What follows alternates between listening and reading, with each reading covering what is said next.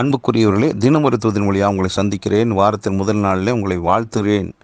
இந்த நாளில் எபேசியருக்கு எழுதின நிருபம் 5வது அதிகாரம் 29வது வசனம். தன் சொந்த மாம்சத்தை பகைத்தவன் ஒருவனும் இல்லையே, கர்த்தர் சபையை போஷித்து காப்பாற்றுகிறது போல ஒவ்வொருவனும் தன் மாம்சத்தை போஷித்து காப்பாற்றுகிறான்.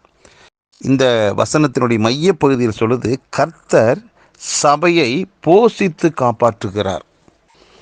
அப்போது நானும் நீங்கள் யாருன்னா, நமக்கென்று கர்த்தர் கொடுத்திருக்கிற ஒரு திருச்சபையில் அங்கமாக ஐக்கியமாக இருக்கிறோம். அப்போது அவருடைய சரீரமாகிய சபையிலே நாம் இணைக்கப்பட்டிருக்கிறோம் என்ற அர்த்தம்.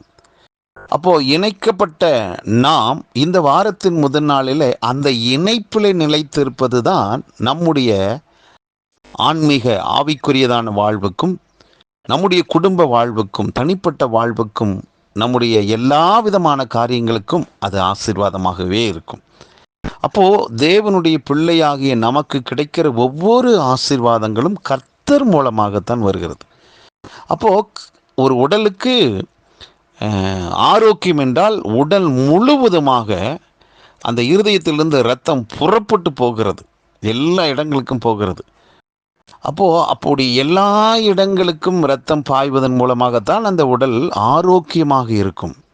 அருமையானவர்களே, ஆண்டவருக்குள்ளே இருக்கிற உங்களுக்கும் எனக்கும் எந்த விதமான உயர்வு, மேன்மை, ஆசீர்வாதங்களாக இருந்தாலும் அவை எல்லாமே ஆண்டவராகிய இயேசு கிறிஸ்துவின் மூலமாகத்தான் நமக்கு கிடைக்கிறது. அதை தேவன் எதன் மூலமாக அனுப்புகிறாராம்? சபையின் மூலமாகவே. அதுதான் இந்த வார்த்தை சொல்லுது, தமது சபையை கர்த்தர் என்ன செய்கிறார்? போஷித்து பேணி பாதுகாத்து நடத்துகிறாராம். அப்போ சபையின் மேலே அவருக்கு அவ்வளவு அக்கறை இருக்கிறது. ஆகவே அவருக்கு அவருடைய சபையின் மேலே அவ்வளவு அக்கறை இருக்குன்னா, அந்த சபையில் இணைந்திருக்கிற உங்களுக்கும் எனக்கும் எவ்வளவு அக்கறை வேண்டும்? இந்த வாரத்தின் முதல் நாளில் ஆண்டவர் தான் எனக்கு வாழ்வு கொடுத்திருக்கிறார் என்ற நன்றி விசுவாசம் நமக்குள்ள வேண்டாமா? ஆண்டவர் தான் எனக்கு இவ்வளவு பெரிய நல்ல வாழ்வை கொடுத்திருக்கிறார், எனக்கு ஒரு நல்ல குடும்பத்தை, எனக்கு பிள்ளைகளை கொடுத்திருக்கிறார், எனக்கு வேலை வாய்ப்புகளை கொடுத்திருக்கிறார், பிஸ்னஸை, வியாபாரத்தை ஆசீர்வச்சிருக்கிறார், சொந்த பந்தங்களை கொடுத்திருக்கிறார். இப்படி எண்ணற்ற நன்மைகள் உண்டு நமக்கு.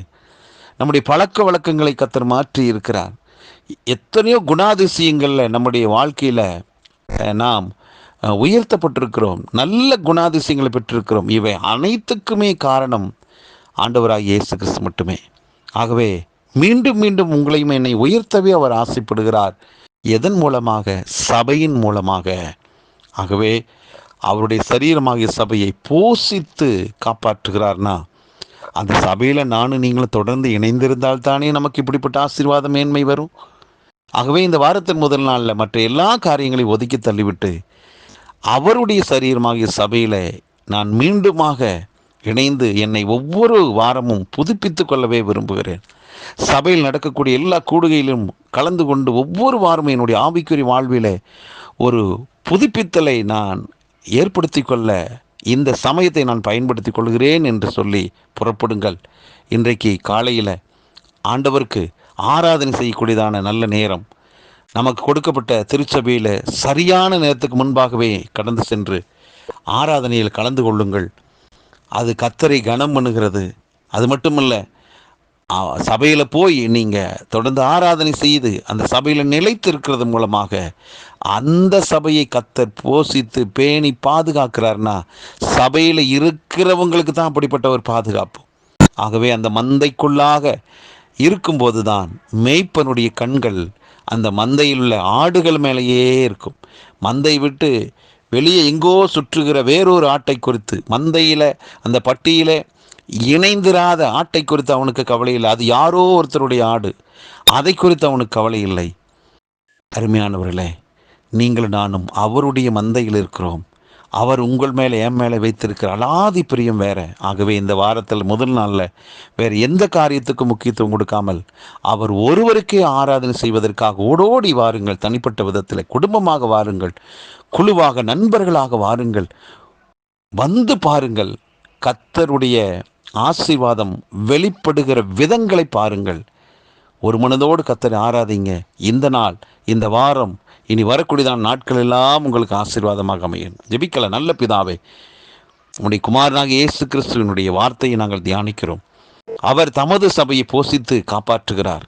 சபையில் இணைக்கப்பட்ட எங்களை ஆண்டவர் அப்படி போஷித்து பேணி பாதுகாக்கிறீர். ஆண்டவரே, இந்த நல்வார்த்தைக்காக நன்றி. இந்த வார்த்தை கேட்டுக்கொண்டிருக்கிற ஒவ்வொருவரும் ஆண்டவர் இன்றைக்கு ஆராதனைக்கு சென்று உம்மை ஆராதிக்கவும், ஆண்டவரே உமக்குள்ளாக வளரவும், நீர் கொடுக்கிற அத்தனை விதமான ஆசீர்வாதங்களையும் உயிர் சத்துக்களையும் உயிருள்ள வார்த்தைகளையும் பெற்று வாழ்ந்து சுகித்திருப்பார்களாக. ஒரு நாளும் ஆண்டவரே தடை வராதபடிக்கு தொடர்ந்து பிள்ளைகள் ஆராதிக்க செல்லட்டும். நன்மை கிருபை அவங்க வாழ்க்கையில் தொடரட்டும். இயேசு கிறிஸ்துவின் நாமத்தில் ஜெபிக்க நல்ல பிதாவே, ஆமென்.